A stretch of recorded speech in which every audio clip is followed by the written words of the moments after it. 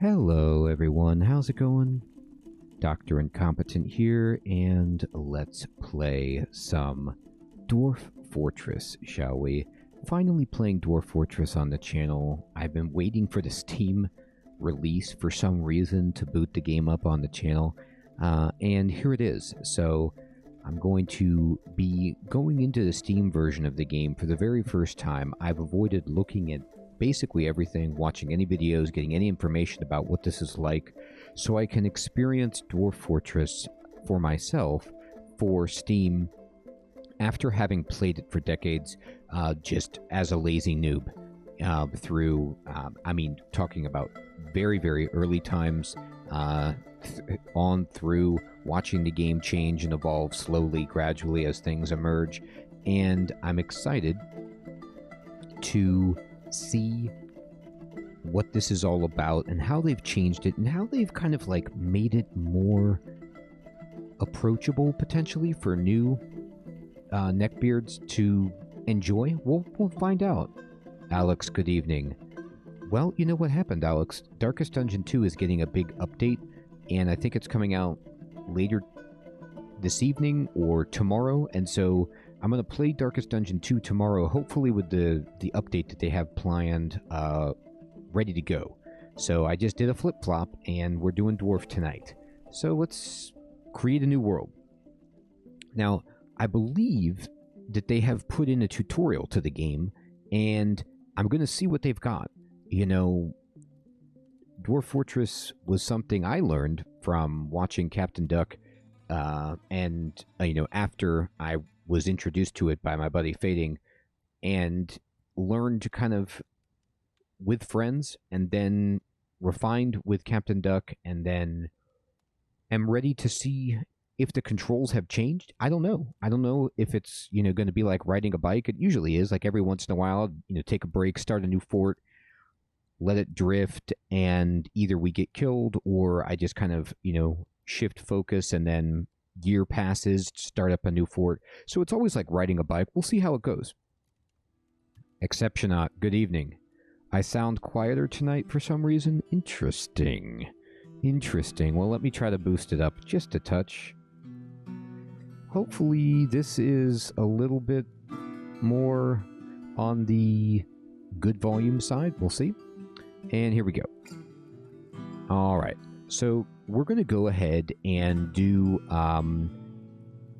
well, let's see what this says. Great, Alex, great. Welcome to Dwarf Fortress. Prepare to guide your stout charges to fortune in a world fraught with many perils. You'll begin by creating your world and watching the region's history unfold. Once this process is complete, you can prepare a group and send them out to seek wealth deep in the mountains. As you dig deeper and more citizens take up residence in your outpost, your doings will attract attention, both wanted and unwanted. Deal with challenges as they arise, and you might one day find that your humble settlement has grown to become a mountain home, the center of your civilization. And this is like, to be honest, even just this little blurb kind of explaining the arc of the game and what you're supposed to be doing is more than the base game had. It was more like just like, strike the earth, let's go.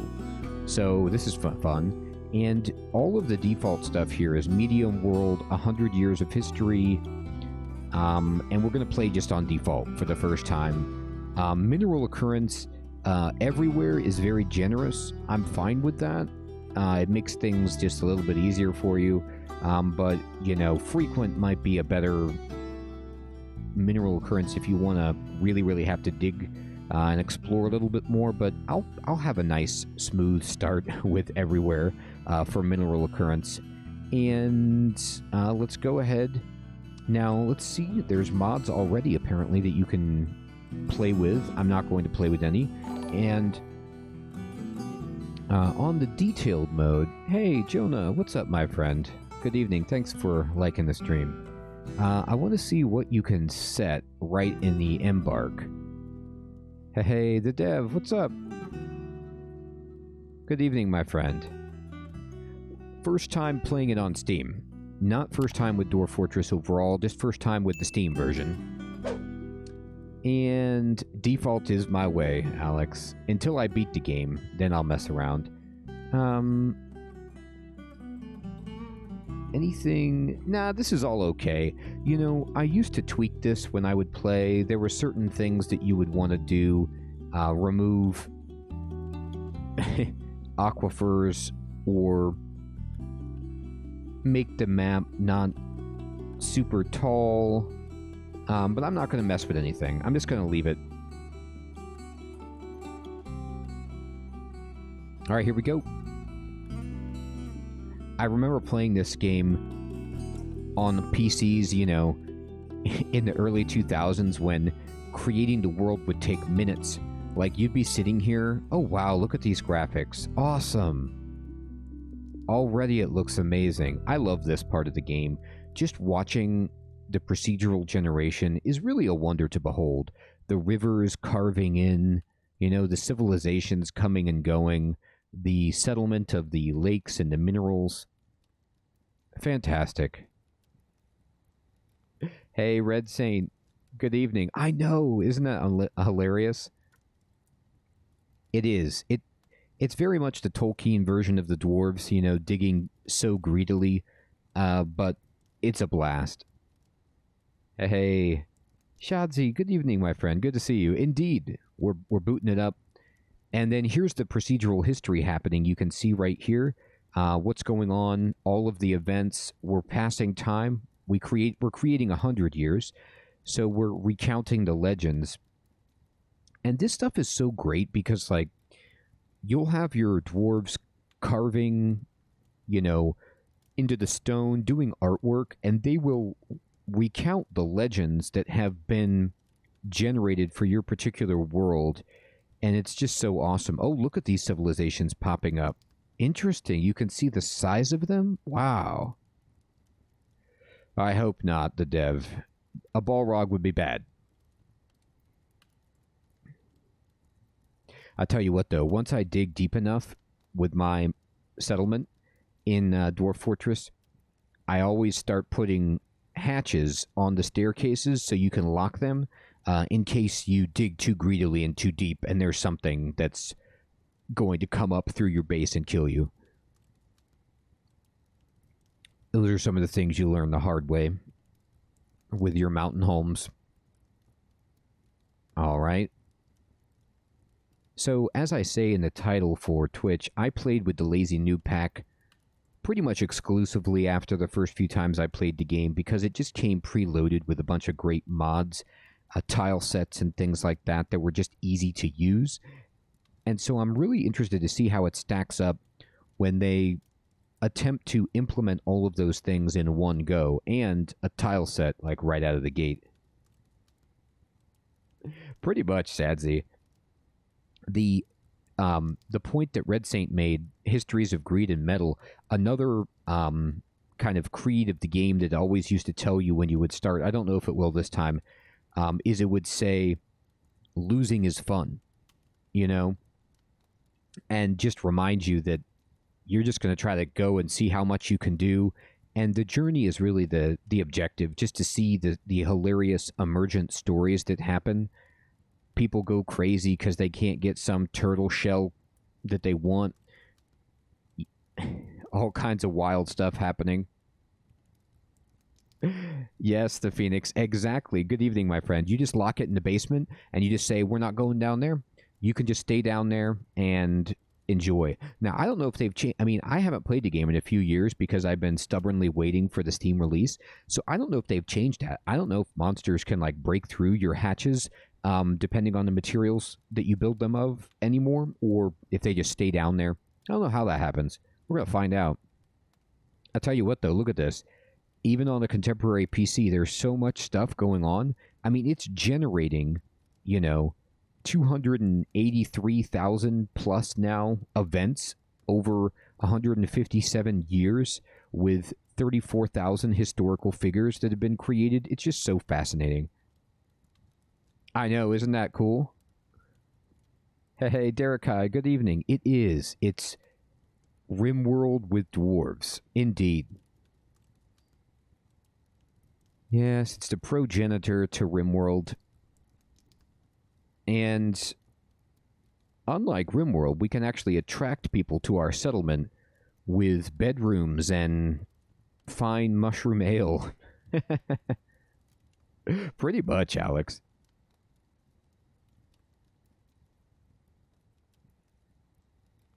So we're going, and yep, this is about right. I used to try to play this game when I was in grad school on a little laptop that was like a netbook, and I would have to make a pocket world and generate only like 20 years of history so that it would actually run, and have like a population cap of 15 dwarves or something like that. It would be like super tiny, but just so you could get your Dwarf Fortress fix while I was at school. It is an easy joke, Derekai. And to be honest, Derekai, most people are going to recognize it that way if they never put it together. I mean, so Steam is kind of like double duty. It's going to present the easiest point of entry for people, both in terms of the marketplace where you can acquire the game, and hopefully the UI, the graphics, and a tutorial being built in to guide people into the game. Not sure. 1 million events when done. Sweet fancy Moses.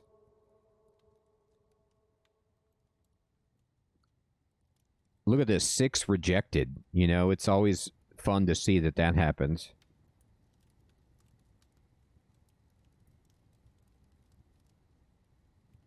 I hope that we don't have a dwarf die. I'm except of extreme old age or something.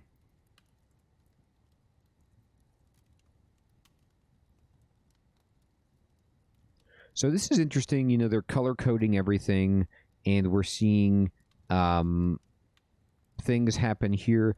I'm wondering what's going on with the sprites on the map. Like, you know, usually you can see like, okay, here's an elven settlement, here's a dwarven settlement, here's a human, you know, encampment, here's goblins over here. And then it's like, there are these little houses, and I don't know if these are just representing the population size of this settlement, or what's going on with these things. Or are these like small little towns along the river here? We got a great looking world. I love this map. A huge mountain range right here.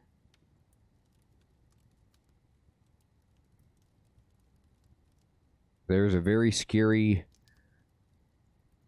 dungeon complex looking over here.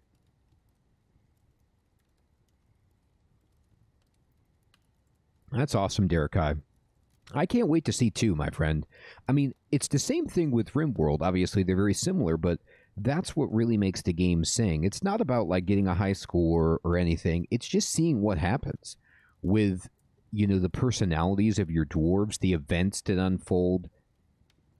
And for me, the great joy of Dwarf Fortress, rather, has always been just trying to get things operational.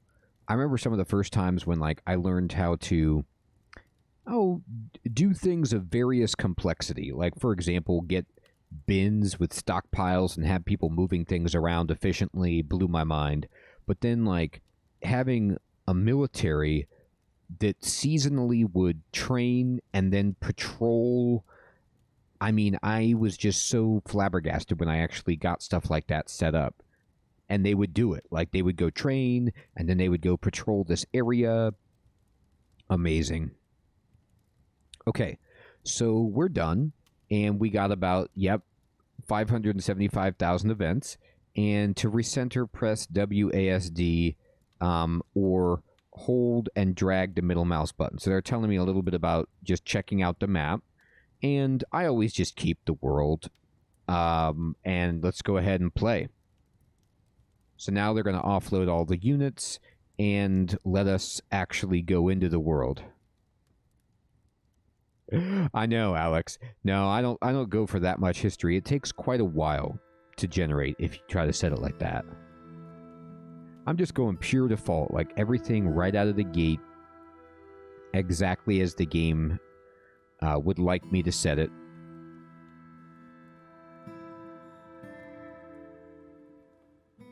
Okay. Saving coin information. Boy, you know, I haven't played in a while, but I remember when I used to play Dwarf Fortress, you could make money, but it didn't really do anything. There was like no purpose to creating currency. The economy really wasn't set. Like, you would just more trade things to the caravans that arrived for goods straight up, but not really have like money that you minted or anything like that. All right, select a game type to begin. Oh, so adventurer mode isn't done yet. So we're going to go with fortress mode. All right, passing a few weeks to get things ready. All right, so we're in Granite month of year 250. Let's go. You know you're a dwarf when you name your months after different minerals that you can discover in the earth. Oh, okay, Alex. That's not bad. That's not bad. I never really was big into adventure mode anyway. I tried it once or twice. It was a cool concept, but I just play roguelikes if I want to do that. I like the colony management part, but maybe they make adventure mode awesome and change my mind. All right, here we go, everybody. We're in. Quick start and short tutorial, indeed. Would you like your fortress located in a forested, mineral-rich region of this world where you can play through a short tutorial? Non-interactive help will be available whatever you decide. Oh, you know what? No, I don't really want that. Darn, this is such a tough decision. I don't want my place done like that. I actually like to build my base inside of a mountain, against the wall of a mountain. So I always like to settle, hopefully by water and by the edge of a mountain. But it looks like you kind of have to just do this for the tutorial. So that's fine. We'll just do what we can. I want to play the tutorial because I want to learn the new key bindings and anything else that's baked into the game that I wouldn't otherwise know as an older player of the game. So I'm going to do the tutorial. All right, start. And they're going to start us here. Oh, this is actually great. Never mind. This is a perfect place. There's a mountain right there and a river. So would have done that anyway. All right. Wow, look at this. Oh my goodness. Amazing. Whoa. I mean, I'm just in awe of Dwarf Fortress with like a UI. I can't even believe this right now. Let me just kind of process this. All right. A dwarven outpost, you have arrived. After a journey from the mountain homes into the forbidding wilderness beyond, your harsh trek has finally ended. Your party of 7 is to make an outpost for the glory of all Ficad Nebel. There are almost no supplies left, but with stout labor comes sustenance. Whether by bolt, plow, or hook, provide for your dwarves. You are expecting a supply caravan before winter entombs you, but it is spring now, enough time to delve secure lodgings ere the dingoes get hungry. Oh my god, the dingoes. A new chapter of dwarven history begins here at this place, Shalagast. Bridal saber. Oh no. Strike the earth. Bridal saber is an unbelievable... You don't want a saber as your bridle pretty much ever, but that's hilarious. The dingoes ate my baby indeed, Derekai. Oh, thank you for sharing your story about your chaos there, Derekai. I will read that when I look at the VOD, my friend. That's hilarious. I love stuff like that. Let's see. Okay. So this is how it always starts. Strike the earth. Oh my gosh, look at this. I'm mousing over things and it tells me what it is. Prickleberries. Okay, great. All right. So here's my wagon. Wow. I mean, this wagon... I know these graphics might not seem like a ton to some of you.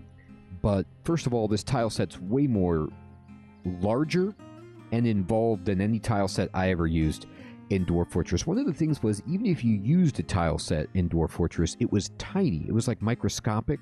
It was cool, but this is at least like larger, and there's a very detailed wagon here that we're going to disassemble. I have a ribbon on the top. This panel tells me, where I'm at, my population, who's happy, who's not, how much food, some stats. There's a mini map. There's a time stoppage ribbon.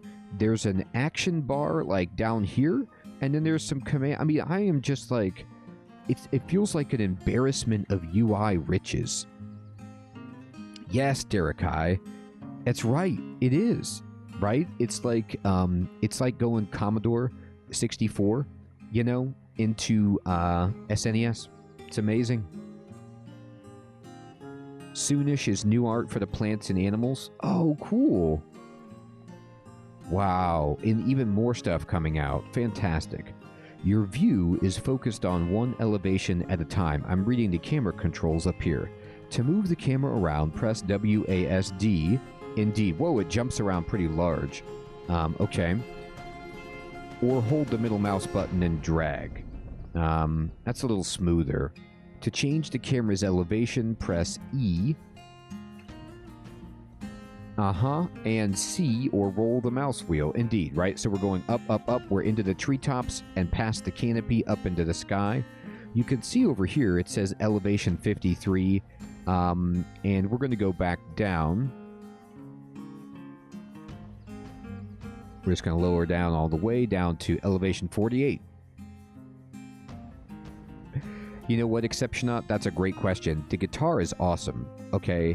And, hey, Jonathan, good evening, my friend. Hello. This is new. This music track is new. At the title screen, there was like a remixed version of the OG music, but basically, old school Dwarf Fortress just had one guitar track that was rather long, that was like a medieval sounding acoustic guitar that was by itself, that would just loop and loop and loop, and it somehow never got annoying. It was actually the music of the game. But this music is perfect. It is exactly what you would want. Okay. When your view is in the air above other tiles, you can see them below, but you can only interact with objects in your current elevation. Indeed. The view will be dark underground until you begin mining, right? So if I go down, I'm not going to see anything. I'm going to see some water. I'm going to see some just general stuff, and then if I push E to go back up, here's the water over here. The F1 hotkey will recenter on your wagon. Oh, perfect. So like if I go way up, right, like past the canopy up into the sky, into the clouds, I see nothing. I just push F1 on back on my wagon. Fantastic. You can zoom in and out of the play area using square brackets or control mouth wheel and other indicated buttons. Oh, look at this. Yes, you can zoom in, or you can kind of get like, oh, this is awesome. A huge, boy, this is about, maybe this was like how Dwarf Fortress normally is, but they start you in a little bit more zoomed in. Cool. It's time to get to work. Let's start by digging a stairwell into the ground. There may be plenty of hillside to dig into, but you'll want to seek wealth below the surface. Mining tasks are designated on the play area. Begin by clicking the highlighted mining button. Okay, it's down here. And set digging orders M for mining, or click it, right? There are several ways to mine. Stairwells, which are selected right here, start at one elevation and are completed on the next. Click the surface, move the camera down one level, and click underground. Reversing the order also works. Okay, so they want me to build a stairway, and I gotta say, I'm gonna kind of zoom out a little bit. Let me go back actually to my caravan, and let me kind of zoom way out and just move down until I find, here's a hill over here.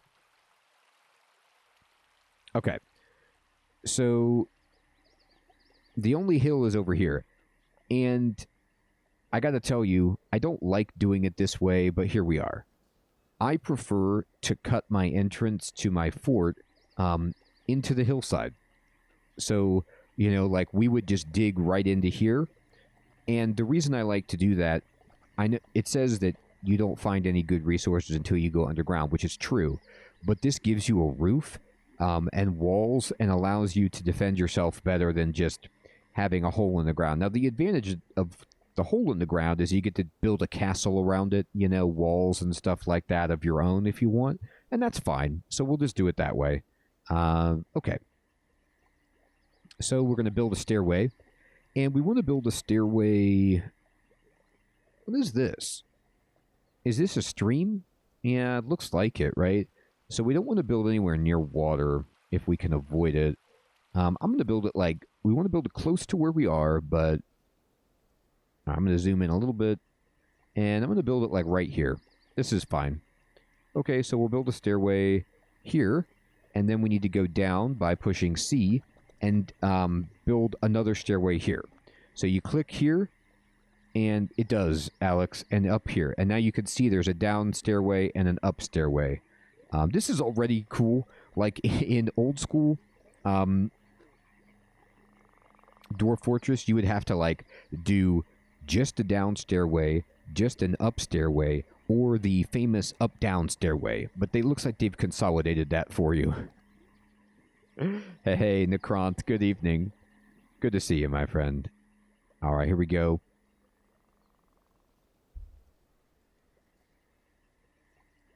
And next, we'll unpause and let the miner finish the task. Press space to unpause, or use the highlighted controls at the top of the screen. You should pause regularly starting out. Indeed. Hey, Marcelo, good evening. You've got that right, my friend. Yeah, the new way of designated stairs is way better than it used to be. It used to, like, be an art form to do stairs. So, for example, if I'm remembering correctly, in, like, OG Dwarf Fortress, you would have to, on the top, only build a down stairwell. But then, if you were to go down to this level, you would want to build an up-down stairwell if you wanted to go down. Or, if you didn't want to go down, you would just put an up stairwell and terminate it there. But this way, you can continue by clicking down another level, I think, when you're building to span multiple levels. Now, we're only doing one level at a time, which is fine. And we're going to unpause the game. Might be a river because it's underground as well. Yeah, you can see it, but it only goes down one level, so it's not super deep. But that's okay. All right, let's go over here. Hey, Killer Commando, good evening. Yes, I'm excited to play, my friend. We're going to unpause it, and let's watch what happens. Okay, there they go. And yep, this is Dwarf Fortress. You'll see something blink. Okay, so this dwarf is going to get it. And no, I don't actually want to do that. I just want to look at this person. And I don't know if I can do that kind of looking right now as we're in the business of mining. So I'm going to go down one level and just watch her dig this out. And there it goes. It's done. And we're going to go back up to the top. And I'm going to pause the game. Let's make a safe place to work. Select regular mining mode to the left of the stair mining mode. Interesting.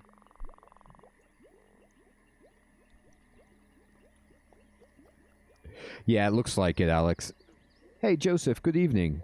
That's a great idea, my friend. What I usually like to do is not even go for minerals right off the bat and just build like a top level, which is kind of like my starter level, where I make bedrooms for everybody and a place to eat and some stockpiles and stuff like that. And then eventually I will move out of that because it's too hard to defend a shallow sleeping area. But you could certainly do it that way. I'm going to go down and, yep, here we go. So it says dig a rectangle underground big enough for a large stockpile and some workshops. Consider that most workshops are 3x3 squares. Mining through the stone layers further down may take longer, but it leaves boulders, right? And this is also why digging your first part of your base in the dirt is nice, because it goes faster. So we're going to dig, And we're just going to regular dig. Like this. And, okay. So, even this, like having the mouse to just open up stuff like this, is a million times better than before. I'm actually going to, I'm going to do this. So, as an old-time Dwarf Fortress player, like once you get down to how you want to really build your base, at least this is how I do it. I actually am going to zoom out so this is easier, and I'm just going to select like a massive area like this, okay? And then a massive area like this, and this is going to be like a network of a 3x3 hallway that we're going to make. And then at the beginning, unlike RimWorld, dwarves don't need like huge rooms unless they've changed their requirements. So like, especially at the beginning, they're totally cool with just small rooms that are 3x3. So what I do is I just block everything out like this, and it's way faster than it used to be. It's great. And we'll just build this. And this will take a while, honestly, but again, the reason I like to do it, I'm going to make 8 bedrooms. I only have 7 dwarves, but this will allow us to have an extra bedroom. And I don't need to dig anymore just yet. Now, when you block it out like this, what happens is you don't have to connect it. You can just build it and then build the connecting tile like that when you're ready to build it. No, how do I how do I remove it if I don't want it to be built? Now, you can't double-click it. That doesn't work. What does this do? X. No, that doesn't do it either. Erase. Oh, just X. Okay. No, that doesn't... Oh, maybe I have to get out of this and then push this. No, they're not letting me do that. Okay. Hey, little Timmy, good evening. Yeah, they're not letting me use the little eraser. Thank you for the tip, but I think it's like Alex said, like in the tutorial, you have to just kind of do things as they want you to, so that's fine. So whatever. I'm going to build bedrooms for everybody, and we need to build workshops and stockpile rooms. So these will be the sleeping chambers, and then we'll build a large room here that's like a 5x5. And like that. And a large room here that's like this. It was a good one. And you don't want to build anywhere near this water. But I'm going to just kind of build some stuff like this. And this. Now remember, this is all just starter. So I don't care that this is not perfect.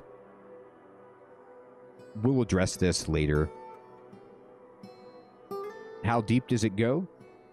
Hey, Crab, good evening. Good to see you. It goes deep. If I push C, watch this. I am able to go -100. So I can go 147 or 48 levels below this level. I know, isn't that wild, Alex? All right, so let's go down. Okay. And they want us to build rooms. Later, you can consider making a meeting area from the zones menu, right? So that's like a place for them to have parties or to gather if there's a problem. And right now, they'll just use the wagon for that. That's fine. Absolutely, Joseph. I have a Let's Play of Keeper RL. Keeper RL does a lot of this stuff, too. And so that fit like a glove. Keeper RL is great and has a lot of Dwarf Fortress sensibilities. So you can see this person is coming in here, digging. And I will make this staircase right here, our central staircase, probably deeper. But for now, we're just going to do this. Wow, look how cool this looks. This is the problem starting out with a tutorial. I don't mind doing the tutorial, but I always create my build so that I start with more than one pickaxe. It looks like there's only one pickaxe. I like to have at least 3 people with pickaxes at the beginning. So that's kind of a shame. All right, we did it. That says rooms. I'm just digging walls. Okay. The supplies on the wagon are in danger of being carried off by wild creatures. Yeah, the monkeys love to do that. It's time to build a stockpile underground to unload them. Stockpiles are crucial to moving supplies around your fortress where they're needed. Stockpiles are placed with the stockpile button highlighted right here. Click one now. Click the add button, okay? And click two corners of a rectangle somewhere safe to place your pile. Stockpiles can be placed both on the surface and underground. Once the pile is placed, click accept and select all options. Yeah, usually, little Timmy, like, if you had extra pickaxes, they would just pick it up and, like, use it. But maybe you're right. I think maybe I just can't do it right now. So it's going to take her a second. But you can really see, I love these graphics. So I'm going to zoom in a little bit and just give you a full picture of the fact that this is like a dirt floor, perhaps, and then this floor is another mineral, and you can very clearly see the distinction between the different types of minerals that we're looking at. And we've got some boulders that are left behind. I'm going to go up, and what I'm going to do is just build a little stockpile out here by the door, and this is fine. So we're going to go ahead and just build one that's like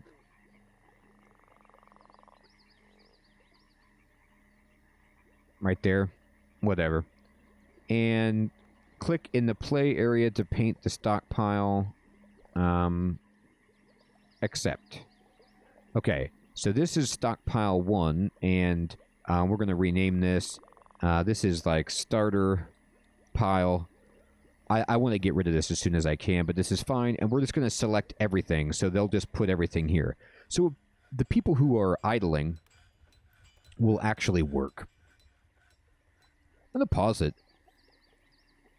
Does it not tell you idlers on the screen? It's got to, right? I don't see it. I see their happiness, but I don't see their job immediately apparent. I'll tell you what, that's blowing my mind. One of the things that was always part of Dwarf Fortress was it would tell you how many workers you had idle, like just right on the screen. I'm not seeing it just yet.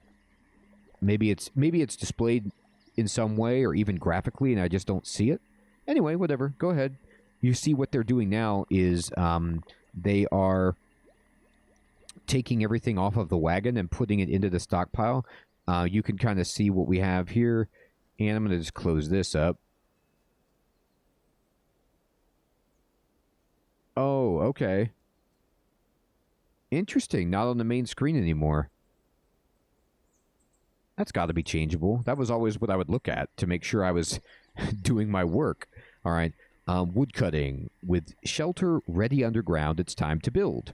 First, you need building materials like wood or boulders. Before you start chopping down trees, you may want to create a dedicated wood stockpile. Haulers will also drop wood in your all stockpile unless you turn it off in the custom stockpile menu. When you're ready, open the woodcutting menu and designate the trunk of a tree on the surface. Make sure your woodcutter can walk to the designated location. Okay, great. So we're going to tell them to chop some trees down like that. And then now we just need to wait for the woodcutter to chop down the tree. If the fallen logs are accessible, everyone will help store them in the stockpile. Great. You can right-click on the woodcutting mode. Okay. Oh yeah, just right-click on the map to close that. Right-clicking closes most menus. Great. If all of your stockpiles are full, go ahead and place another one. Right, so I'm going to place a new stockpile that's just lumber, and I'm going to kind of put it right here. Oxytropus. Good evening, my friend. Good to see you. I'll tell you what. I'm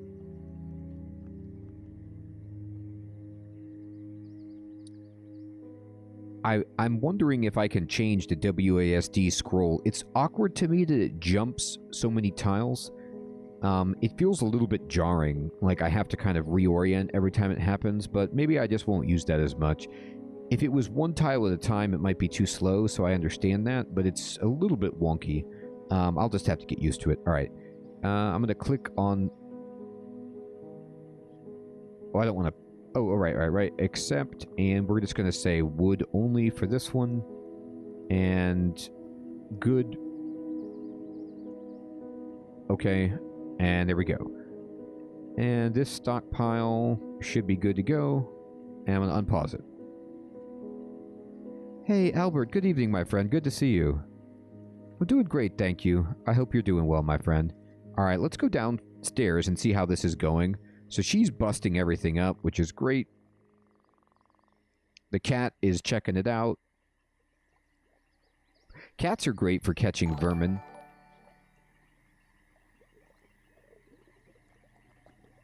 Hey. Hey, Piran.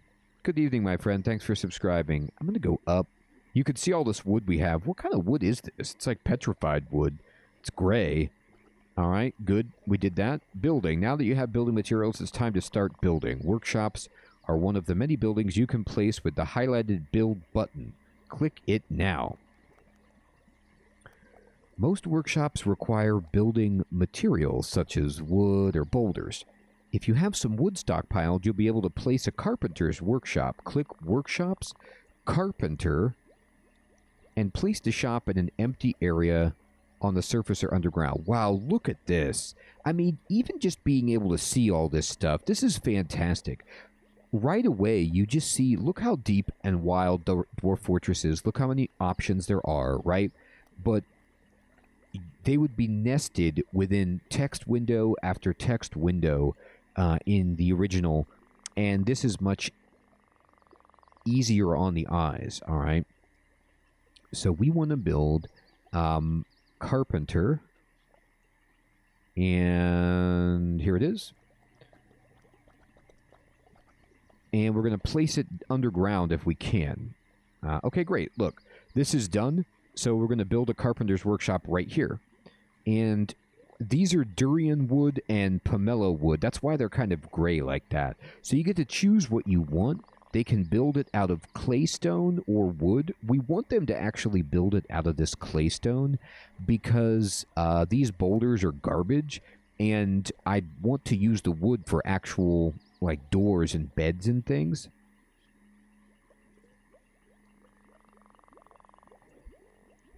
Yes, Oxytropus. So this is me comparing it to my experience with the original. Let's see. Use this. Great. And so they're going to use these boulders like that are right nearby. You can see this female dwarf coming over, and she's going to blast that together while this dwarf continues digging things out.